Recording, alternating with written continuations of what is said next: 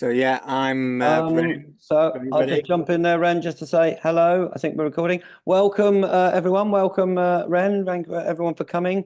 New year, new start. This is 2025. We are living in the future, and we thought we'd start the year with planting the seeds of a better future in the sands of time. And our very old friend Matt Reynolds, or Ren, as you know, is come to tell us about the amazing work they did to build seed swaps all across the country, inspired by Seedy Saturday and creating Seedy Saturdays and Sundays, that have spread all around the country doing seed swaps, and seed libraries have been inspired. But there's so much more to the story. I think a journey to Canada and back. Over to you, Ren. Thank you very much for coming. Tell us how we can plant these seeds of a better future and share them. Over.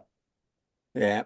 Hi, I'm Matt Reynolds. I'm based at Gwelderwenna in Lugan, which is near Redruth in Cornwall, a 2-acre forest garden site where I grow tree crops and perennial vegetables. I also grow seed crops for seed swaps.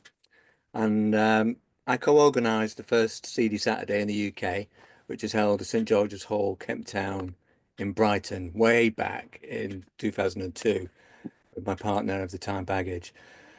This has gone on to inspire hundreds of similar Seedy Saturday and Seedy Sunday events around the country, all inspired by a Seedy Sunday event I went to in Salt Spring Island, British Columbia, and Canada in 2001.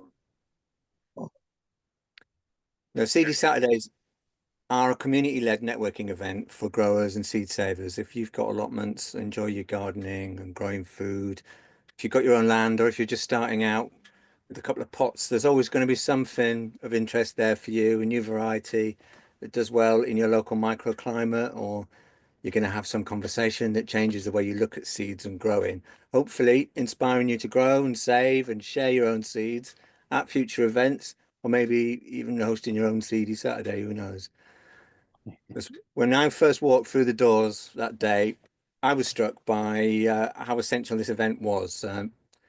Why haven't we got that in the UK? It just seemed so essential. We were like, yeah, we've got to do that, bring that back with us to the UK. It just feels so right. It's got to be done. All the communities out there, you've got all these homesteaders sharing all these seeds they've been saving for years. And yeah, it was great, great, really blown away by it. But I'm a massive seed enthusiast. As a result of that, I did grow a little bit on allotments before, but this just, it just put fire on. Seed swap's a great place to share, like I say, successes and ideas. If any, you can even learn from your failures, just talking to other people. You pick up tips for improvement, find out what goes best locally, discuss what other plants people grow in the area, what ideas they have. You shouldn't ever be put off if you haven't saved any. Often get people going, oh, I haven't got any seeds to swap, but it's the best way to start. So just go in there, if you haven't already, you get help with these ideas, get started, come along, whatever your level of experience is. At the one we're doing down here now, we've got local farmers, market gardens, community supported agriculture, people just coming along, and plus just people who don't even grow, but they just like the community. It's always something perfect for everyone. Get started swapping, planting seeds, swapping ideas, getting advice from other growers. So just bring them along, bring your plants, bring questions. The first Seedy Saturday was conceived by a woman, Sharon Rempel, who is a biodiversity conservationist known for her work with ancestral heritage grains, predominantly landrace wheats. She brought back a strain, Red Fife, that was lost around the 1900s, breeding it back from what was found in seed banks, an obscure thing, brought it back to the fore again. And her vision was to have quality local seed available in community seed banks. She created the first Seedy Saturday event, which was held in 1990 at Van Dusen Botanical Garden in Vancouver. It featured all the heritage and heirloom seeds, Salt Spring Seed Company, who's traded open pollinated seeds, various show and tells, videos, Seeds of Survival, the local health action network, heritage fruit groups, even the University of British Columbia got involved. Their plant science department offered advice and technical help to people. Lots of small seed companies. I think they had about 500 people through in the day, just on the initial one, which was great. And the main feature, of course, which is the swap table. which everyone loves, the place everyone sits and chats, swap the seeds, tell stories about their plants, how they got the seed, how the variety got its name, how to cook it, how best to grow it, whatsoever. You know, and that is basically the heart of it, the seed swapping bit. You have a team of volunteers guiding people how to make label seed packets for integrity. So you've got your variety of vegetable with its name, the dates of the harvest. They're all conserved and passed on because some people like to back cross successive years of seeds to strengthen the genome. And you find that growers sort of collect their own little seed library, and small seed companies adopt many of the varieties into a collection, and that sort of safeguards it. It's quite important, to be honest, because we've done that in seed swaps before, things that I've grown for years and saved. We had a particularly bad wind down here and everyone lost their polytunnels, and I had a crop of the last of these peas I had. But because we've been doing the seed swaps, someone gave me a box that they'd saved from the year before with about 50 in, so we were up and running again. So that's like the importance is like the environment sometimes just comes in and messes it up for you. So just spreading that responsibility for having those resources, one of the key things. And the whole concept of a community seed swap is a potent viral idea in that it's spread around the world, many towns and cities hosting their own events, celebrating seeds and the stories they carry all across Canada, across the States. Now over in the UK, where it's just spread like wildfire, most cities have got one this time of year. They're just popping up everywhere, which is just awesome. Promoting the local biodiversity, increasing the food security, and strengthening all the communities around growers, which is the key thing, isn't it? Bringing everyone together and celebrating that. So when we decided to do our first Seedy Saturday, it was very important to us to make it as right and as accessible as possible.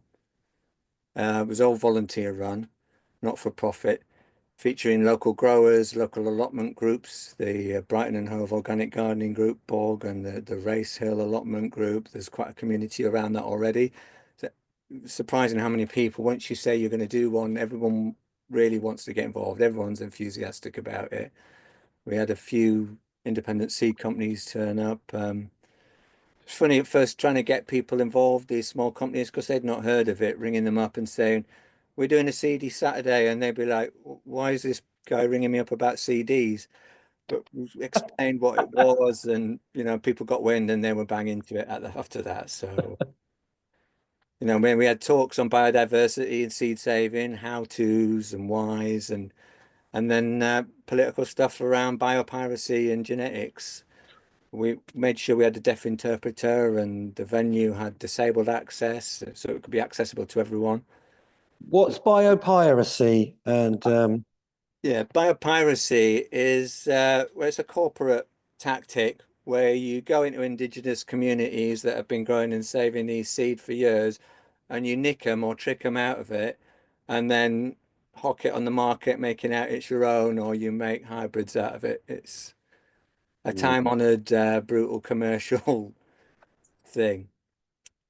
wow, didn't know about Yeah, that. I knew about the kind of Monsanto Terminator seeds where they were yeah, developing things it grows for only 1 year and then there's no seed produced. So you have to keep right, buying them yeah. from Monsanto, which is terrible, but this is the exact opposite, community sharing. But Keep this is it. I brilliant, mean, this brilliant. all came out of the need to address that, and have that control of your own seeds as well, and not have that mediated to you. So, basically, we got it all together. It was a massive success. So hundreds of people flew in there, and there was a massive hubbub about it. When it finished, it's like your ears were ringing because there was so much excitement going on, and different groups had formed together, and it was amazing, really. Through it, a network formed of volunteers, which enabled it to sustain. And we were like, yeah, we'll definitely do this again another year, and again and again. That just kept happening and got stronger and stronger. And it still goes on in Brighton, and it goes on all around the country. It inspired a lot of people to take it home with them and do one themselves, which I'm sure you've probably been to. And I stay involved with the one in Brighton to a lesser degree for a few more years, having some input still into some of the design and the posters and the guest and venue decisions, having a bit of a steering group on making sure we kept that system, the model, how we wanted it. moved across firstly to the old market in Hove Town Hall. Then I took a bit of a back seat, and I'd quite often just turn up though anyway and mingle about, swap a few seeds because I still grew. I still had allotments, but wasn't involved with the whole organisation as much. But you still, you just sort of go in there and check it out, get involved, swap a few seeds, and just sort of be quietly proud of what had happened and what it had become and how it's out of my hands. And I got one year when they did the corn exchange in Brighton, which couldn't be a more appropriate place for a seed swap. They had thousands of people through the doors on that one. There's an episode, Gardener's Question Time was being done live from there. And it was just, it's a massive hall and it was just absolutely rammed. It was amazing. I just thought this is just, yeah, this is where it's gone completely mainstream. Those ideas about seed sovereignty, lots of people saving their own seed across. Yeah, really inspiring. It's great to see that it just took its own wings. The Brighton and Hove Organic Gardening Group had sort of stepped up to do the key running of that. And they had quite a lot of members across there, and they've been doing it the whole time since then until recently. I think it's just been handed over to a charity, the Brighton and Hove Food Partnership, who have taken over the running of it this year, and it's going out from the old market in maybe like the 2nd of Feb, I think. Seedy Sunday there. So Wow. amazing, still it's still going on. Is that 25 years, 30 years, To 30? be no 2002, so it'll be the 23rd year of it. I'm not sure if they did every Wow. single year. Then maybe they missed one year in lockdown. That is amazing. That's Yeah, incredible. Think of all them forests of vegetables and allotments you've seeded up from that seed of exactly. an idea. That's just one little beautiful there, ladies and gentlemen.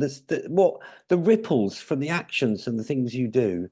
That is Ex- amazing. From that event that you guys pulled together to spread around. That's I mean, beautiful. there's still some of the seeds. When we came back from Canada, I'd got some of the stuff from the homesteaders out there. There was certain kales. I've lost track of now, but the last Seedy Sunday I went to in Brighton, the people were growing and saving them on the allotments there and bringing them back in. There's like a ragged Jack kale, which was quite renowned around Brighton now. That's really winter hardy.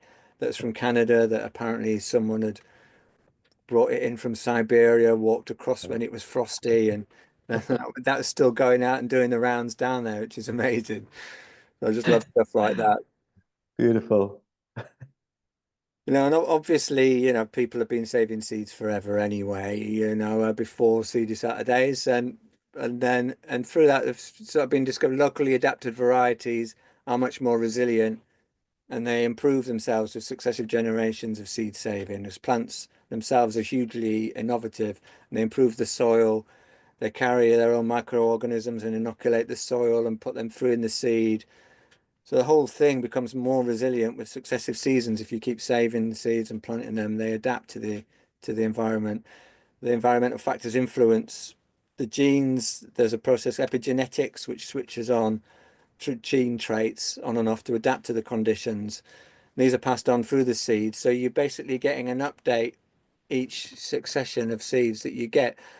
But some people like to get a few years of these seeds and then back cross them because it strengthens the genetic base and strengthens the seed as a whole in itself.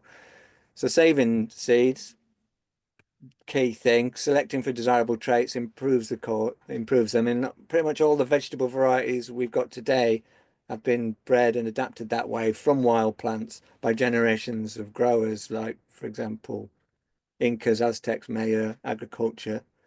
They've bred, corn, potatoes, squashes. There's different varieties, beans, tomatoes, peppers, peanuts, and quinoa, all that sort of stuff. Most of the food that the world eats is produced Uh, by that. Helen's asking, explain back crossing. If you get successive years of seeds, say like you've saved them in a separate jar every year, you haven't planted the whole amount, you've got them labeled out 2020 bean, 2021, 22 kale, whatever. And you get a bunch from each year, stick them together, grow a crop out, and then it shares those genetic things. The epigenetic traits are passed on. So, like, say if it may be switched on and off if it's been a wet year, it may have developed some damp resistance. So the seeds that you've saved have got they've modified themselves to be a bit more damp resistant, but then another year, say it's a drought, and but then if you cross them, it's gonna this when they crossbreed, they're gonna have pass on traits of both drought and and drowning resistance. So obviously you can pack them on, and you're quite often saving seeds that taste a lot better. Cross them in, if you've got some others that grow really well but don't taste as good, if you're growing them together, because plants are different every single year depending on which bit of soil, what the weather's like. There's going to be different expressions that come out. So basically putting those different years together when you sow a crop, 20, 30 plants of it, the seeds you get from that are then going to have a bit more, they're going to be more resilient, basically. Is a little trick there. Did you have a question, Morgan? Um, Yeah. Yeah, how long? I wasn't sure how long seeds would last. We had a seed bank, in the street in a tin where people could come and put seeds and take seeds. And someone wrote on the chat, how is it all right to use these old seeds? And we didn't know the answer. well, the answer is it depends. It depends on the variety. It also depends on how dry they are when they're stored and the fluctuations in temperatures. If you've got them airtight, if you've dried them out quite well and you've got them airtight and keep them cool, they're going to last, they can last for years and years. And I think, they can still work, but the percentage that will germinate will reduce with these factors. If it's been stored damp and gone moldy, there's a good chance it won't, because it's still, even though it's dormant as a seed, it's still like living. It's still a living thing, and it's such it's subject to, it's sensitive to bacteria or moisture, so it can dry out. If it gets too desiccated, you dry out, it can go dormant. Sometimes seeds, when they go dormant, they don't seem to be. If you can force them back awake by putting them through a cold stratification period, where you put them through a fake winter by boshing them in the fridge for a bit, putting them in a damp, cold environment, so it simulates that coming back out into spring. You quite often increase the yields that way. Oh. The thing is, it's like they may do. 'Cause some seeds are stronger than others, and different varieties. For example, parsnips, for example, quite often people don't save them from year to year because they're not very good. They'll last a year, but on the second year, a lot of them won't work. But there's a type we've been sharing a landrace parsnip from Stroud, which has got more resilience because it's been open pollinated and it's been back crossed with the years. And some of the seed of that's been saving up to 4 years, which is unknown for the parsnips. And there's a lot of variety. It's not uniform. There's a lot of diversity within that, because it's a landrace, which means it's more of it's got a wider genetic base. Instead of it just being one specific type of parsnip, it's a bunch that have all been grown together and they've cross-pollinated, and the strongest have survived. And some of those seeds can last for ages. Yeah. Does that answer your question? I could go on about seeds for ages. Thank you very much. That's brilliant. Guru of seeds. I think Helen's got a question there, and whatever. Very much keep sharing. Well, one was a comment, which was when I had my allotment, and I used to sort of taste the dandelions, and they used to taste quite different to each other, and some of them I liked and some of them I didn't. So that definitely rings true with where there's a lot of genetic diversity, which there would be in a dandelion as opposed Yeah, to certainly. in a lettuce or whatever, another compositor. Anyway, so yeah, so I was going to ask about supermarket seeds, because I've saved some crown princes and some Turk's head turban seeds from supermarket, and I reckon it's worth a try that they'll come out as their own thing, because with Yeah, squashes, I know people who save like the butternut ones and then they come out for a while as butternut and then they start to kind of change and be something else. But well, that's it. A lot of squash will outcross quite readily. I think if you've got a crown prince like that, the chances are it's been grown in a massive field of crown princes. So it's going to be, it's Yeah. likely because they're like winter squash, they're maximas, which are a different family to, several different families where like you got maximas, which are your winter squash, Turks, turbans, and crown princes, more orangey squash. They will Yeah. cross with each other, but they may not cross with the butternut. A butternut's got its own family, Yeah. the shatters. They won't cross very readily, although people have done it. You have to force it by Okay. taking the seed, the flower, and popping it in and all that. And the same with other things. Certain things can cross. Courgettes can quite often contaminate because they're another variety. Courgettes, pumpkins, and summer squashes are all peppers. Some of them Oh. can cross with the mushata types, which are butternuts. I've seen butternuts grow, and then they've got all, they look like a marrow on. Yeah. And for the Yeah. most part, that's all right. The thing is, Yeah. if you grow it and it tastes bitter, don't eat it because that's the only thing. Occasionally, squashes can throw up a toxin, a bitter toxin, All right.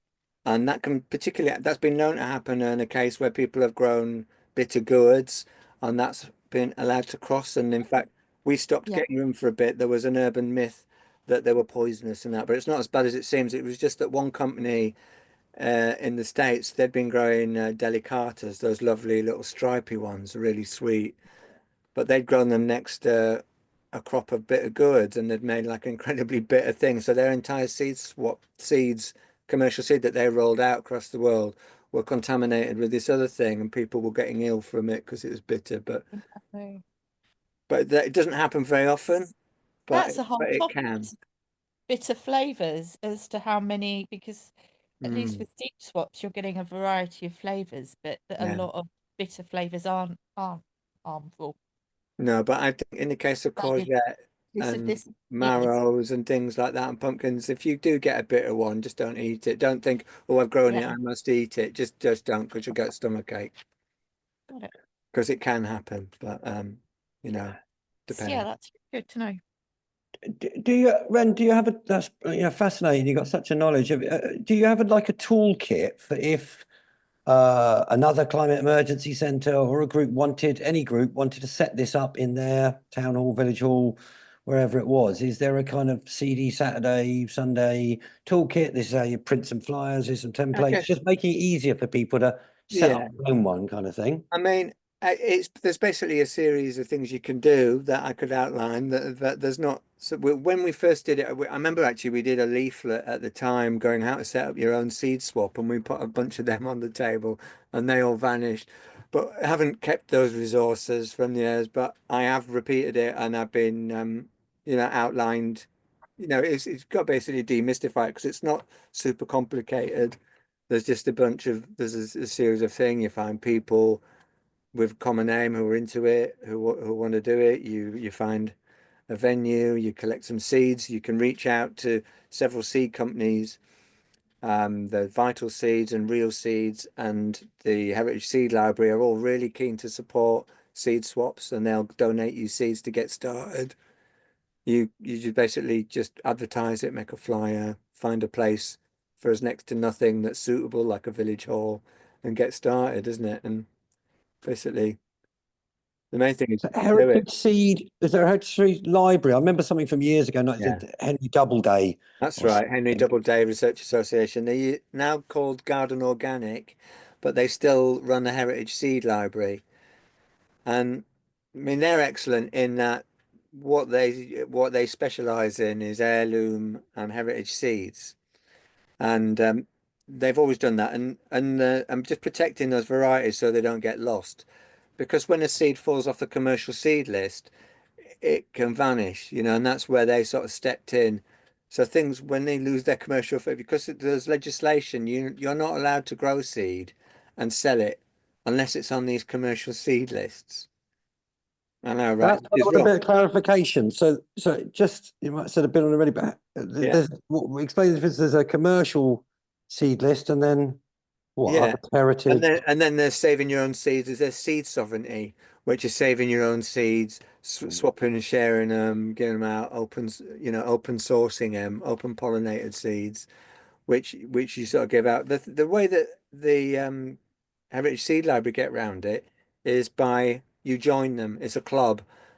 You buy in and you get a choice of a bunch. They release a seed list every year and you can have some because you remember they're not like selling you it as such, but that all the varieties that they've got you can't buy anywhere because you need the specific legislation and checks and measures and loop and fiery hoops to jump through that have meant that a lot of these varieties have got lost, and they've been collecting them up and they've been growing them. They've got a team of people. They have seed guardians who grow them up and make sure that the individual varieties stay unique, because there's sort of isolation distances when you're going to do heirloom and heritage to keep the variety straight. Sometimes you've got to have like up to half a kilometre where it's not going to be near another one, or it could cross, or you grow it in seed nets or whatever. But they've kept these types pure, or as pure as is humanly possible, and they keep distributing them. But that's safeguarded those specific strains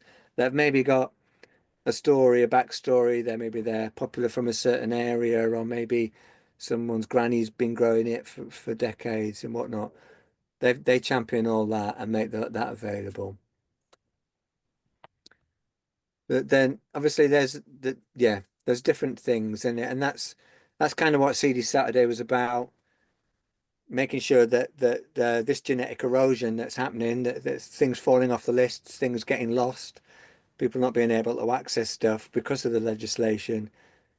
That's where the Seedy Saturday come in, because you can then we grow them because we love it, and distribute them, make sure that it goes on. We got support from Heritage Seed Library from day one. I reached out to them and they sent us seeds, and they were there every single year. They've been supportive. When we set up a Seedy Sunday here in Cornwall, they got behind it. I went up and met them, and they've given me other stuff, and they send me a good amount, and which is great. So I'd advise anybody who's going to set up a Seedy Sunday to get in touch with the Heritage Seed Library, Garden Organic, because they're completely sympathetic to this. You're on the same page as them.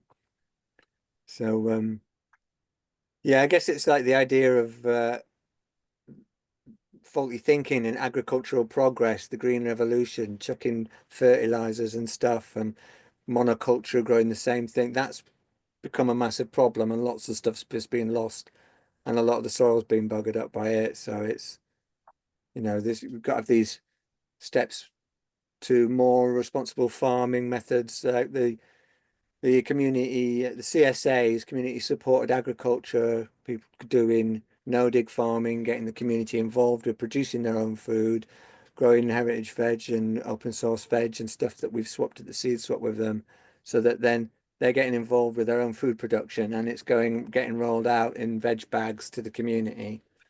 There's a couple. Open source veg is a new expression on me. I thought it was a computer that I use that. And community supported agriculture. You tell people a little bit about that? That's Hilmy beaming in.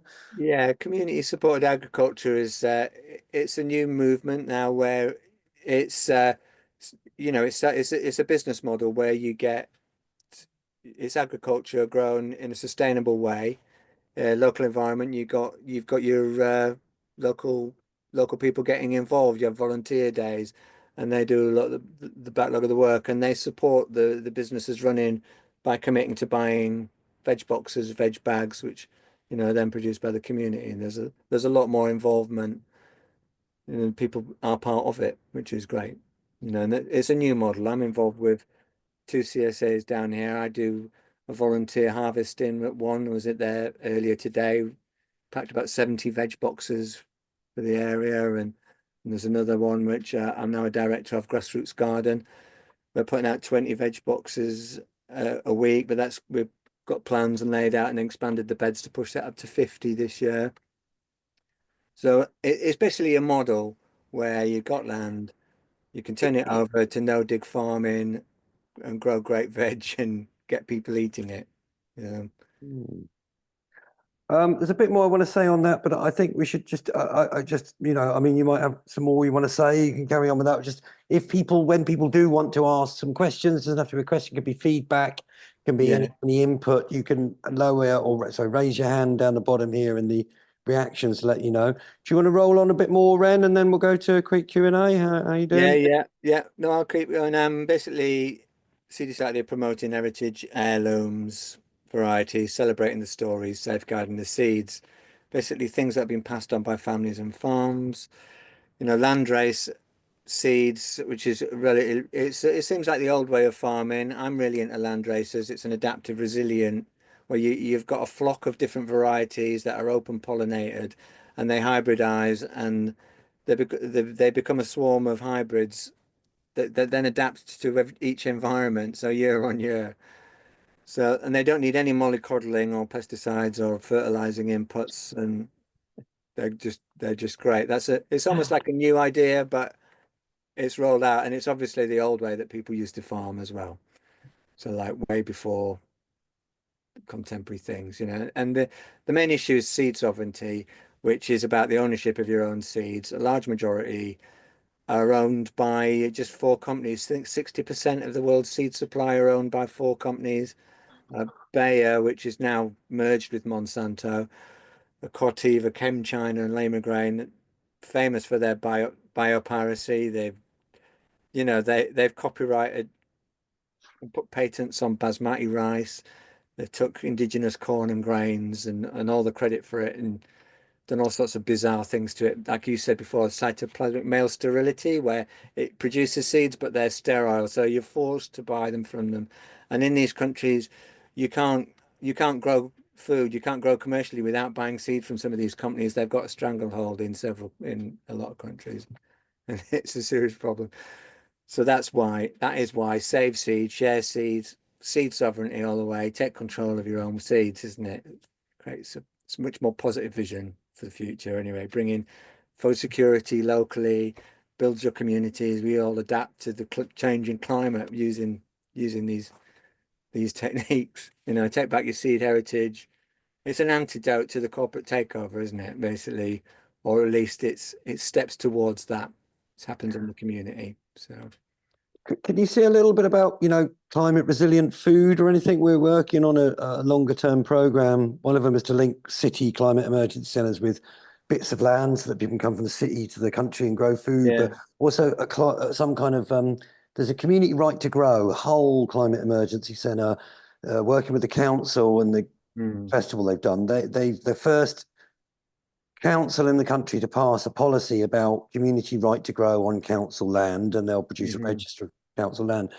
There's That's also a great, but that sounds campaign in other places as well, and a conference in London, but we want to push it through this network UK wide.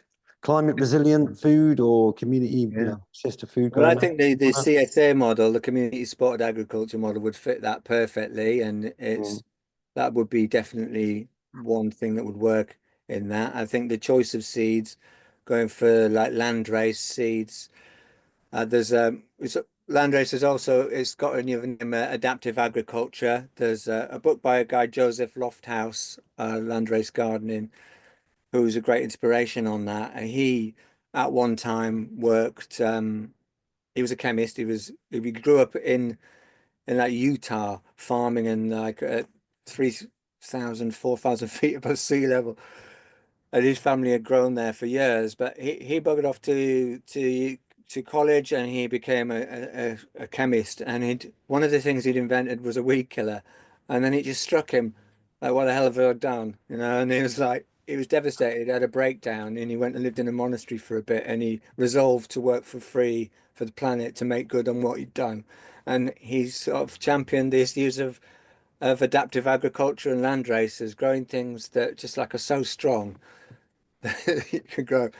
It's a really interesting book, and met him this year at a thing, and got a few extra good ideas from him. So I'd say for like a resilient climate adapting crops to grow would be to develop land races of seed, like a broad bean. They outcross quite well, and broad beans, runner beans, types of kale. I'm involved with a crowd breeding program working to that end.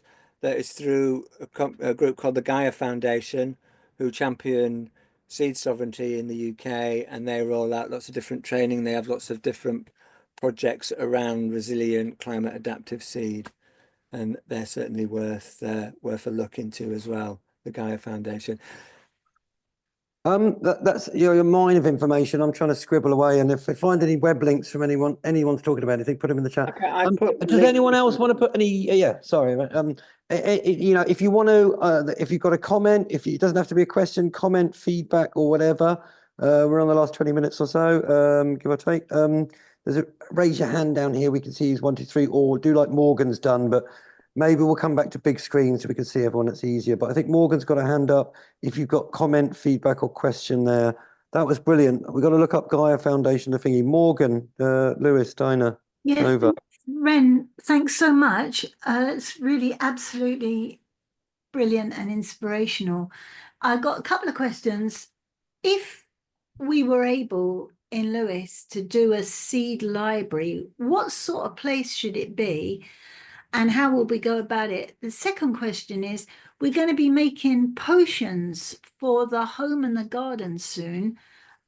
And could you recommend a potion as an insecticide and as a fertilizer that we can just make ourselves, because we're trying to be anti. So we want to teach everyone this is what you do, but I'm really no gardener, so I don't know where to start. Yeah, I think to that, I think there are natural things that dispel certain things. If you made a potion out of crushed garlic and cayenne pepper and spray that on, that's going to put most things off. Like whatever they are, that's going to put most things off. I think for fertilizer, I can't swear enough about comfrey, growing comfrey, and you can make a comfrey tea out of that, which you can use as a fertilizer, or a nettles and horsetail, all these sorts of things you can compost down and make a compost tea and use that. And think certain things, obviously, we like a lot of beans, growing beans. Beans produce a lot of nitrogen and fix that into the ground. So, you know, if you're going to grow, if you want to fertilize the ground 1 year with a lot of broad beans, they leave a lot of nitrogen in there. Then you can grow the next crop the next year. You know, but you know, I think I'd go for that. I mean, the only thing I use to feed the ground, I use compost, or I water down compost. So you've got you've got a wide range of minerals if you make your own organic compost. And growing comfrey, really, that is about it. That's all I tend to use. I wouldn't buy anything in. I wouldn't. A seaweed as well. If you wash the salt off seaweed, you can you know, give it a good wash. Obviously there's a lot more seaweed down here in Cornwall than where you might be, but seaweed's great. You give it a rinse. You can like dissolve, melt it down into some water, and it absolutely stinks, but then you dilute that further in water. That's a really good food. I've got a lot of trace minerals that may not be in the soil. So Thank you.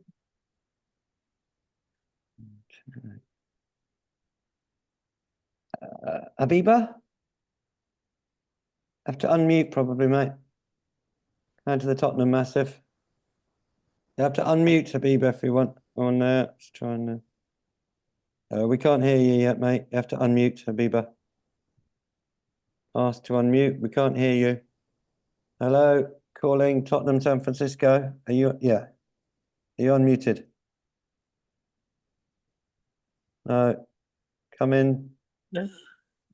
Hello? Can you hear us? Can we hear Yeah, you? I got. Go ahead.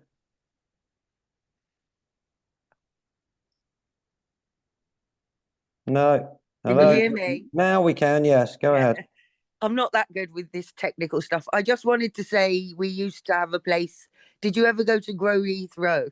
And it was full of seeds and seeds, shares and swaps the whole time. It was all about growing stuff. Did you ever go to Grow no, Heathrow? I don't think I did. I don't think I did. But I've been down in the south. When was that? I've been in the southwest for quite a while now. Well, it was going for a good 6 years originally to stop the runway, but turned Yeah. into a place to, and they Oh, grew, we yeah. grew really lots of different things. And doing an activity, doing something like that really brings community together more than anything, because those people got such a bond through doing that.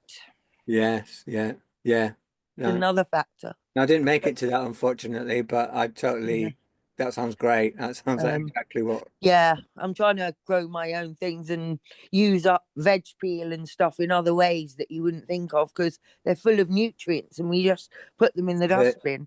Yeah, no, that's right. I compost absolutely everything, you know, and definitely. Nice talking to you. Thank you. Thank you, Aviva. Bless Abiba, big up. Helen. Oh no, I was suddenly on the spot. I got really distracted. It was about, yeah. So I get a bit obsessed with the way spaces are laid Yeah. out when you have an event because of how that affects how people move through the space and where they go and what they do. I mean, do you have any advice about that for a seed swap? I think, Big tables, small tables, you know. yeah, I think having tables that you can reach all the way across is kind of good, and having the table, I like to have the tables that ring around the whole room and have your volunteers behind them so that you get some interaction across the table. And yeah, you kind of do need to have people guiding people through it, and slowing them down, sometimes asking what sort of growing space they've got, what they're looking for, because otherwise, you know, people tend they've got these handfuls of stuff and they might not grow them. So sometimes you can, you know, have people chatting to them, direct them to something that might be more suitable for what they've got. Yeah. But I think having a nice open space, you know, like maybe like a ring of tables all around the room, people could come into the middle bit and walk around inside that space and out. That seems to work as a model, yeah. Gosh, yeah, okay. Needs a bigger space. I think that's maybe what was one of the problems with the Southampton ones. It was on a tiny space. But So if you've only got a small space, I'd maybe put a row of tables down the long end and put your volunteers behind that and just have it so you've got the rest of the room and you've just got everything laid out in a line down the longest sort of yeah, wall. But sure. then, yeah. Thanks. That's helpful. Right. We haven't done a proper survey really of the centres yet. We're hoping to get one better launched this year, but I've seen several of them have had seeds at tables at certain points of the year. I've seen that in physical visits and in photos and stuff. But did you say you're aware of the Carmarthen? I went to visit the Carmarthen one, and we helped to negotiate them getting an old Poundland. Oh, yeah. They linked us into a big property group who had some other buildings that helped some other people in other parts of the country to get some buildings. Right. But they've done a Carmarthen seed swap library. It's actually turned into a whole network where they were saying, people send us in seeds from, like, you know, from Southampton to Belfast, send seeds to them. And then it's not about, you get the seeds, then you grow some, you make some more and you send it back. I think I put it in the chat. Have you heard about them in Carmarthen? It's called I've heard of the Incredible Seed Library. No, I've not. I'm gonna have to look into that.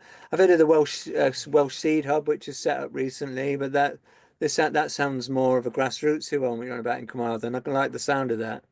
I have to get the link off you, and I'll look into them. They sound great. I love stuff like that. I've got people I send seeds to, and all around the country as well, who've got in touch and go, oh, have you got some of this? And you know, quite often sending packages after we've done the seed swap. We've usually got a lot more stuff, so sending packages to anybody who's expressed an interest, you know, or who's thinking of setting up a seed swap. There's always something new coming backward and forward, and I like to grow them out. That sounds like the old football stickers when you were kids, you know, seed swappers. Brilliant. I think Helen's got Rachel has got a hand up there. Rachel, over. Hi. Hey. So I'm trying to set up like a kind of theatrical workshop that teaches kids how to make seed bombs for pollinators. Yeah. And I don't really know anything about seeds. So I was gonna ask what would be your advice to what's the best way to collect seeds that's best for pollinators in a specific area? And is it actually bad for pollinators if you're getting certain seeds that maybe don't fit in a specific area? Well, I think if you're making seed bombs, just get what you can get and chuck them all in, because it's going to be fine. Because you get the pollinators are going to be attracted by different things. Certain things won't grow in certain areas. But when I've done it before, we've got like lots of different seeds that were more geared around pollinating things, or that were good sort of for crops like different flowers like linseed or marigolds and stuff like that, and getting all those together, and clover and things that would like put back into the soil wherever they landed. But then you sort of get them in clay, don't you? And you have a thing, you sprinkle them around, you get people walking, get a tarp down, treading these seeds into the clay, walking them in. And it's kind of got like a long old school heritage, apparently, that goes back to the Nile. People used to do it then and make seed bombs in clay and then throw them around the countryside, because the clay protects them until there's enough water. It stops them being eaten. It slows down the sprouting until conditions are right. And then you can get them, if you're throwing them around, you get that with seed bombs. People have stuck them to walls and you get things popping up out of little cracks and crevices everywhere. But then, like tomato seeds might be good to chuck in that. Because tomatoes, I've seen tomato bushes growing out of tiny cracks in pavements and stuff. And it always makes people feel good, doesn't it? That it's overcome the concrete of the urban area. You've got this tomato out. Yeah, it looks great, like a nice kind of plant shooting Yeah. out of concrete. It kind of looks like Yeah. an act of resilience. Yeah, absolutely. I say then they're really readily available, aren't they? So, Tomato seeds. Okay, I wouldn't know where to start to collect them, but this all sounds great. Like, yeah. Well, yeah. things like marigolds really easy. They chuck off loads of seed and they're great in their splash of colour. Bees love them, don't they? And yeah, it's great to Okay. get kids involved with it as well, because not only Yeah, you've given them carte blanche to fling a bit of mud at someone, it's also like quite inspiring when it sprouts flowers out of it. So yeah, and it's like a bit naughty as well, which kids like, they're yeah, doing something a bit rebellious, but then it's also like doing good for the environment. So it's a yeah, double win. yeah. Certainly in urban environments, because you get a lot of bees struggling to find foods, aren't they? So Exactly, yeah. they need every bit of help we can get. If there's an extra little flower, keeps them going, makes them onto the next job, then that's ideal. Yeah, their distance, they don't have to travel as far to the next thing, and it could That's save it. their life. We've really got to look after the bee people. If anyone can find that, there's a petition floating around on the WhatsApp chat for CCs about stopping the government's going to bring in nicotinamides or something that's going to That's kill gotta be loads of stopped. bees. Yeah. Anybody can find that, put the thing in the chat, join our WhatsApp chat. We're in the last kind of 5 minutes. We can roll on another 5-10 if people want. Just checking there on timing and things. There's probably a couple of bits I want to throw in there towards the end. But if you do have another question, feedback, comment, you can bung one in or put some comments in the chat about what you thought about tonight. What's to say that just, a really amazing talk. It really, kicked us off well for the year. We're coming up to Imbolc, which is on the old Celtic calendar, the kind of beginning of spring. It's the time to prepare the land and to prepare to plant seeds and things, wait for the right point when it's a bit warmer or whatever. But basically, it's that time to prepare the land and seeds. So, and Ren was saying they do Seedy Saturday swaps in this time before that time. So anywhere in any of these centres that groups are around the country, also people will be watching this later on the YouTube, or it'll be networked out and around that watch it, get a seed swap together wherever you are, share a few seeds, start a little seed bank jar or Tupperware or whatever it is, and start sharing, because this is the future. And like the old phrase goes, from a little acorn, mighty forests grow. I mean, these guys started back in Brighton in 1990 and it's now the stuff going on all over the country, all around the world. We got to inspire each other with our actions. We need to look up the Gaia Foundation Climate Resilient Seeds, if Ren or anyone can find that link. Just to say a little bit just there at the end, and then feel free to stick your hand up if you want last bits there, or we'll go around for checkouts or final bits from Ren. We did a show in the 90s. Ren might remember some of it. It's called Mrs. Mop's Medicine Show. And it was all about how the GMO companies, Monsanto, which joined with Bayer recently, taking over lots of seeds, were basically trying to push GMOs into this country. And Rachel reminded me, she was saying that about the seed bombs, because we worked with school kids and taught them that. And we taught them all these little songs that went back, like these days, strange DNAs are getting in a school dinner. We don't want to be tested on her. We don't want to be tested on her these days. We've got them all singing it and going back to school. It's brilliant. And in fact, we won, and they cancelled bringing GMOs into school dinners and food. Yeah. Big campaign at the time, and lots of pushing and people going out in the middle of the night and rolling around on crops and things. But and they did seed bombs. And we took the kids to Dr. Clone's laboratory and showed them what they were doing. tomato genes, with scorpion genes into tomatoes and fish into other ones. And Yeah. one of the phrases was, "Don't panic, go organic." Yeah. From that, I think some of this around similar times with Seedy Saturday Sundays, we need to reclaim our food sovereignty, our soil sovereignty, Really. our access to land, our seed sovereignty. I've learned quite a few new words tonight. Open source veg, crowd breeding, land race. I don't know what land race is yet. Crowd breeding, I know a little bit more, but if anyone, okay, so we're coming up towards the tail end. Do stick a comment in the chat if you want. If there's anyone last question, comment, or feedback, stick your hand up now. Otherwise, we will come over to Ren for summing up, and he might be able to tell us a little bit, if you're lucky, about crowd breeding groups and land races. Stick a comment in the chat. All right, fantastic. Thank you everyone for coming. Do pop an email, direct message me, or join the WhatsApp chat. And we're going to be back next week. We've got some exciting. I think we got. What do we got? I think it's Solar Punk next week. No, that's the 29th. So the week we got the 22nd. We got Bernadette Vallely. Next week we've got Bernadette Vallely, who was the founder of Women's Environmental Network, and she's speaking about the goddess and earth worship, talking about the old cycles. Tuning in, and on the 29th we've got Chris Moscato talking about solar punk nomads, and that's all about more sustainable futures, imagining better futures with renewables and hanging gardens of inner cities, seed libraries everywhere. All right, ladies and gentlemen, thank you so much everyone for coming and giving us some precious time. Thank you so much, especially to Ren. I'm going to hand over to him for last words. Ren, thanks so much for coming, mate. It's been too long. Pick up your baggage to start. Over to you for final parting comments or words. Brilliant, you smashed it. Well, yeah, what the future holds out, we're looking at getting a local seed bank and setting up a seed hub for growers for southwestern Cornwall to distribute seed from local regional growers, and more community supported agriculture stuff going forward, and more breeding resilient adaptive landrace varieties. I'm part of this crowd breeding program that's through the Gaia Foundation Seed Sovereignty program. This is a network supporting the production and use of open pollinated seeds in the UK and Ireland.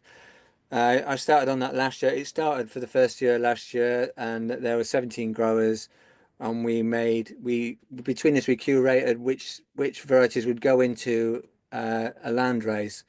We did a broad bean, a summer squash, and a kale land race, and the idea was to get these different growers growing in very different climates in the UK, smashing these varieties together to hybridize them and to create like becomes a hybrid swarm or a flock of varieties, and then get all these seeds back together at the end of the year, which we've done now, and then a few more. It's onboarded maybe another 10 growers all around the UK in some really diverse microclimates, and we distribute these seeds out again, or grow them again, bring them back in together and do them again, with the idea that all those different traits that we'll pick up epigenetically from the different climates will then be all triggered on to make a mixture of seeds that will adapt to any climate in the UK and be like resilient, flavorful, absolutely delicious and good looking. So that's gone on. There's those 3 core crops I mentioned that we did last year.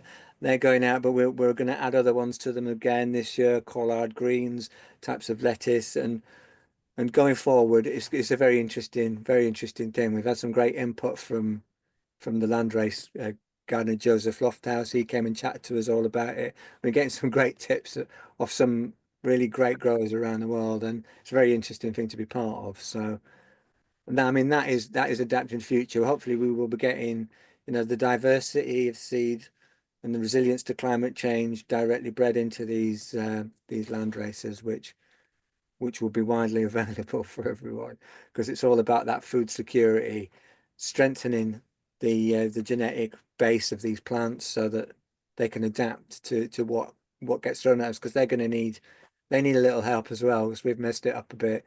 We'll sort it out as much as we can, move forward together. So, I mean, if you want to do seed swaps or get in touch. I think I've left my links on with Phoenix. We'll be able to distribute somewhere. Getting in touch. Feel free to host Seedy Sundays, Seedy Saturdays in your area. the titles were dedicated to the public domain by Sharon Rempel, who founded the whole movement. So feel free to host one at any point. Just find a bunch of like-minded people, reach out to growers and groups and seed companies. Like I mentioned before, Real Seeds in Wales, Vital Seeds, Heritage Seed Library, they're great people to get involved with. They'll always send something. Find yourself a good venue, or take a place over or whatever, advertise it well, and keep going, because you'll find a group people will want to get involved and commit to doing it again, and year on year it'll just go from strength to strength. So I think I've shared links that I've got other web links to the things I've mentioned, so feel free to contact me through this or get my details off Phoenix if you can't. And thanks for listening. Thanks for having me on here. Brilliant. Deep knowledge, deep into the earth I go, and we all grow. Pop a few 3 words in the chat if you want, guys. Be saved and shared afterwards. We need to look up Real Seeds, Vital Seeds, and if anyone can find the Gaia Foundation Climate Seed one, that would be really good. We are working on a community right to grow campaign for the wider UK as part of CEC network, and we want to link up with landowners, and CSE would be a good one. I think they're renter. Yeah, look at the CSAs. There's 20-30 centres now around the country, another 12 cities wanting centres and teams in 30 areas and whatever it is, and we need more team capacity to help outreach to these groups, and we need some proper funding to make it happen better. All right, ladies and gentlemen, thank you very much for coming and giving us an hour of your very special time. Check the chat.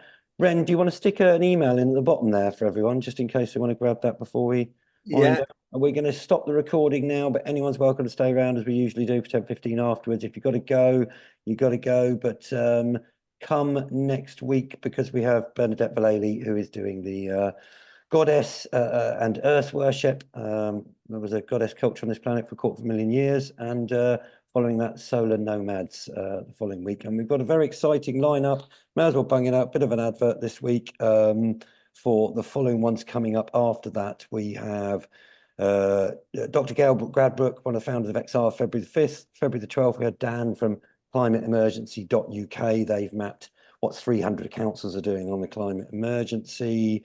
The 19th is Chris Church. He's been active 50 years in the environment movement, used to be in United Nations Environment Development UK.